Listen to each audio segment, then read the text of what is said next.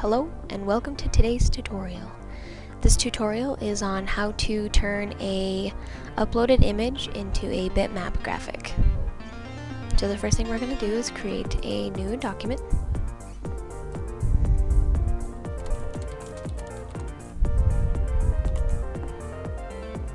And we're going to leave all of the settings the same.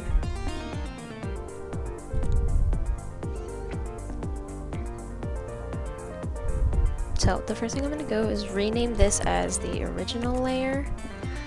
That way I know that this is the first layer that we're starting with, which is where we're going to end up putting the image on. So now we're going to go to File, Place, and I'm going to select my image, which can be a JPEG. I think you should be able to open up a PDF as well. And I'm just going to place it in the document. Now I'm going to zoom out so then I can adjust my drawing to everything that I'm wanting to draw.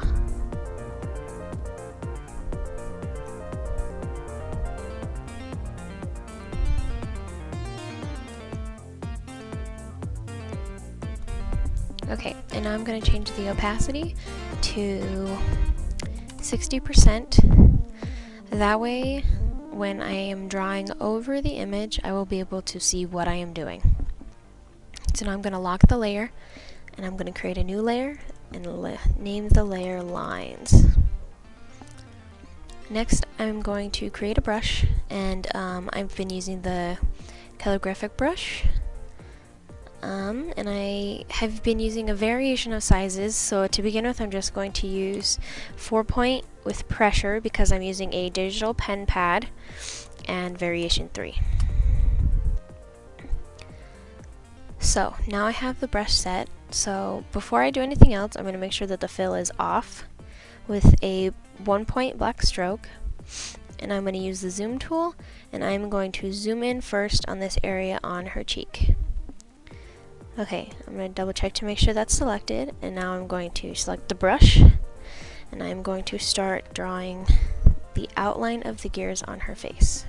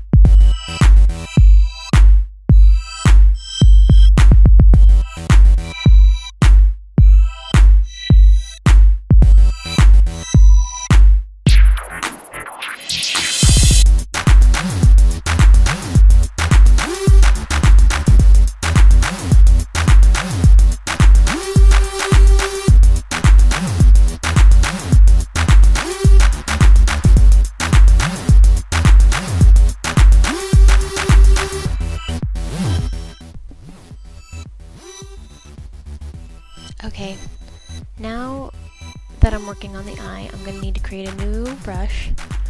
Same thing, but I'm going to need to do 3-point font, pressure, with a 3-point variation.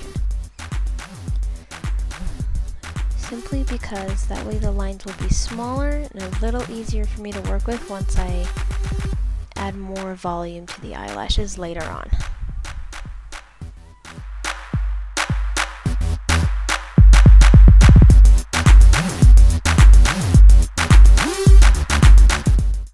Another reason why you need a smaller brush is that way we can start working on the inside of the eye here.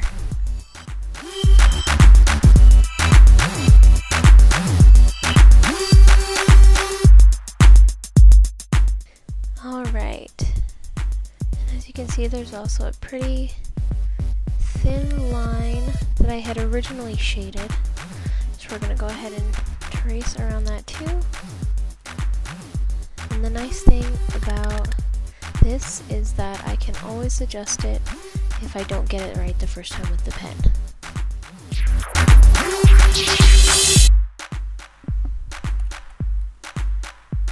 And you can always use the up or down arrow to adjust them also.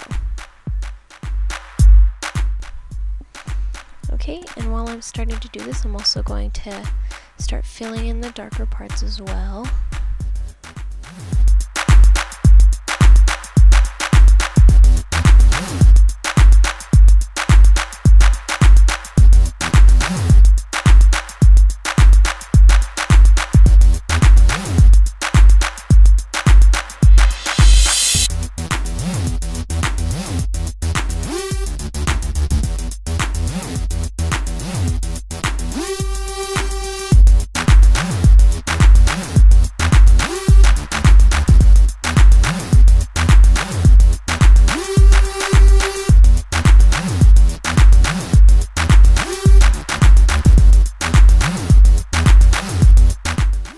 if we go up here, we can click this on the original, and it'll show us everything that we have traced so far.